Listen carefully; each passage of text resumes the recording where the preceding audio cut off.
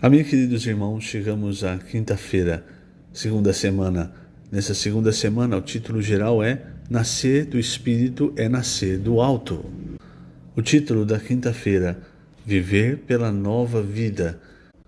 E os versículos, Romanos 8, versículos 1 e 2, que dizem: Agora, pois, já nenhuma condenação há para os que estão em Cristo Jesus, porque a lei do Espírito da vida, em Cristo Jesus, te livrou da lei, do pecado e da morte.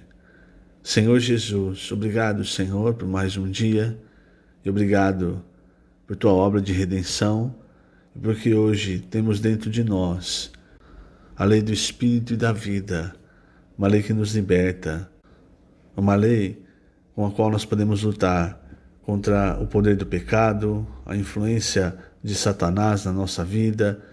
Nós podemos nos voltar hoje ao nosso espírito e ser um espírito com o Senhor, vencendo todas as coisas, recebendo a tua palavra que é cheia de espírito, vida, para que nós sejamos também pessoas cheias de espírito, cheias de Cristo, cheias de vida. Obrigado, Senhor. Obrigado, pois hoje não somos mais cativos, hoje não estamos mais debaixo do domínio da morte. Recebemos do fluir do rio da graça, mergulhamos nesse rio e pelo Espírito e pela vida podemos ser vencedores. Obrigado, Senhor, por tudo que o Senhor nos deu. O Senhor tomou o cálice da amargura, o cálice da ira, o cálice da maldição, para que hoje, todos os dias, experimentássemos o cálice da bênção. Obrigado, Senhor. Jesus é o nosso Senhor. Muito bem, queridos irmãos, o título dessa quinta-feira é Viver pela Nova Vida. Todos nós que nascemos de novo, nascemos com a vida de Deus. E precisamos aprender a partir daí a viver de acordo com a vida de Deus. Ou seja, aprender a ter um viver pelas coisas do alto. É por isso que em Colossenses 3, Paulo diz: buscai as coisas lá do alto, pensai nas coisas lá do alto, onde Cristo vive. E não só onde Cristo vive. Se você notar, em Colossenses 3, Paulo ele começa falando sobre isso e depois, nos versículos seguintes, ele mostra para nós um outro viver, o viver do velho homem. Então ele mostra muitas coisas que estão na nossa carne. Então hoje, irmãos, qual é o problema de um cristão? Antes, o problema do cristão aqui, ou melhor, o problema do homem, não é? Antes dele se tornar cristão. O problema desse homem é que ele vivia segundo o curso desse mundo. Alguns ainda tentavam utilizar sua consciência para ser boas pessoas. Outros não se importavam tanto com isso, cediam a todos os desejos de sua carne. Então era um só viver, no qual o velho homem, a vida da alma, sempre visava agradar os desejos da carne, os desejos pecaminosos da carne. E mesmo uma pessoa boa, uma pessoa que buscava andar segundo a sua consciência, ainda andava segundo o domínio do príncipe da potestade do ar, segundo a lei do pecado e da morte, segundo o curso desse mundo. E essa pessoa, ela não via tudo isso que nós vemos, né? A questão da lei do pecado e da morte, como ela é escrava do curso desse mundo, ela simplesmente vivia por essa vida, essa única vida que ela tinha. Mas a partir do momento que nós nascemos de novo, nós nascemos do alto, nós nascemos com a vida de Deus, e aí agora essa vida precisa crescer. E essa vida, ela abomina o pecado. E, lógico, também abomina um viver em pecado. Então, agora o homem tem um problema, o homem tem um dilema à sua frente. E nós encontramos isso no capítulo 7 de Romanos. Se você ler o capítulo 7, você vai perceber o seguinte, veja só, ali é um homem que percebe que quer servir a Deus, tá? E ele percebe que mesmo querendo fazer o bem, ele encontra uma lei na sua carne e ele acaba fazendo mal. E ele percebe que ele é uma pessoa desventurada por causa disso.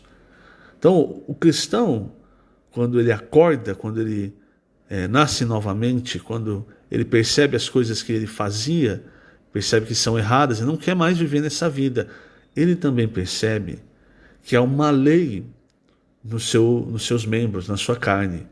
E essa lei parece que empurra ele para o pecado. Antes ele não percebia, porque antes isso funcionava normalmente, mas agora há uma luta dentro dele.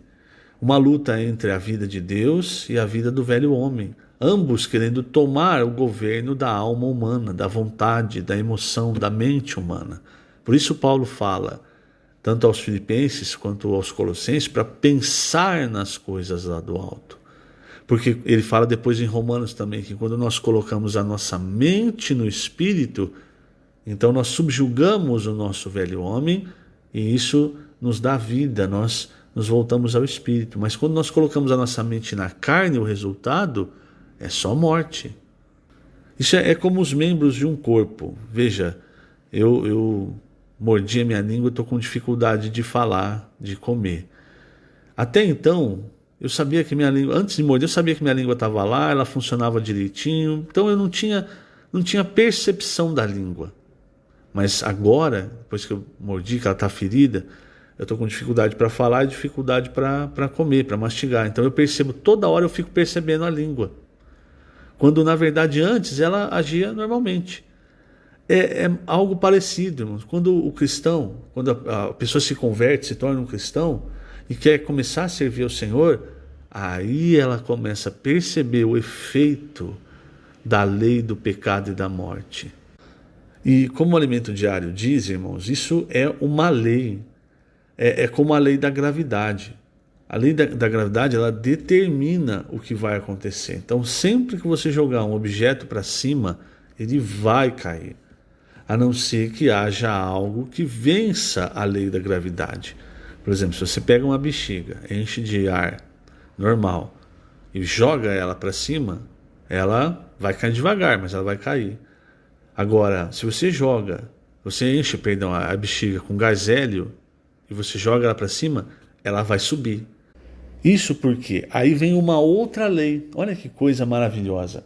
E nessa outra lei determina que, no caso, o gás hélio, a densidade dele é inferior à densidade do ar. Então ele sobe. Então veja, são duas leis que se chocam. A lei da gravidade e essa lei da densidade. Então, nesse caso, venceu a lei mais forte. E no nosso caso, irmãos, antes de nós sermos cristãos, nós não sabíamos. É como se nós não soubéssemos da lei da gravidade. Então a gente vivia simplesmente aceitando que qualquer coisa que você joga para cima vai cair. É como viver, então, no fluxo desse mundo, não é? Sendo guiados pelo pecado, sendo governados pelo príncipe da potestade do ar. Mas quando você se torna um cristão, você começa a perceber essa lei, a influência dela, e você tenta lutar contra ela e não consegue vencer. Até que entra em cena, entre aspas, o gás hélio. O nosso gás hélio espiritual, irmãos, é a vida que Deus colocou em nós. Por isso, Paulo, no final de Romanos 7, ele perceber que um cristão, uma pessoa não consegue lutar contra essa lei, depois ele fala, desventurado homem que sou, ele dá graças a Deus por Jesus Cristo. Por causa da morte, irmãos, e da ressurreição do Senhor, a vida de Deus entrou em nós. E essa vida tem uma lei, que é como a lei do gás hélio.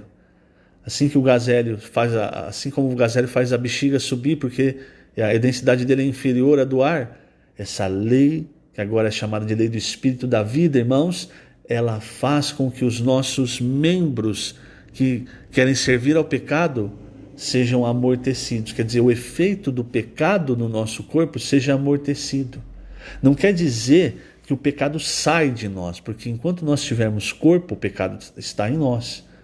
Mas agora, toda vez que nós recorrermos a essa lei, toda vez que nós estivermos no Espírito, com a nossa mente no Espírito, essa lei do Espírito da vida vence a lei do pecado e da morte. Então, querido irmão, querida irmã, enquanto você ficar lutando para se reformar por si mesmo, para se melhorar, você vai sempre bater nessa lei. Você vai perceber, igual Paulo falou em Romanos 7, você vai perceber, eu tento fazer o bem que eu quero eu não faço. O mal que eu não quero, esse eu faço. É uma lei. Mas quando você mergulha no Espírito, no rio da vida, por isso a imersão, por isso os gritos de guerra, para nós estarmos no Espírito, irmãos. E aí no Espírito, essa é a lei mais poderosa, a lei que nenhuma outra lei vence. No Espírito, irmãos, nós somos levados aos céus com asas de águia. Eu vou terminar a parte da quinta-feira lendo na página 33 o último parágrafo. Isso por quê? Porque a partir de agora nós precisamos viver pela nova vida, que é viver pela vida de Deus, pelo viver do novo homem. Então, esse trecho diz, página 33, último parágrafo: viver pela nova vida é ser guiado pelo Espírito de Deus, como diz Romanos 8,14. A partir de agora, vivamos pela nova vida, que está no Espírito que dá vida. Vamos deixar o Espírito de Deus guiar-nos, porque se voltarmos a ser guiados pela vida natural e carnal, seremos novamente escravizados pelo pecado e pela morte.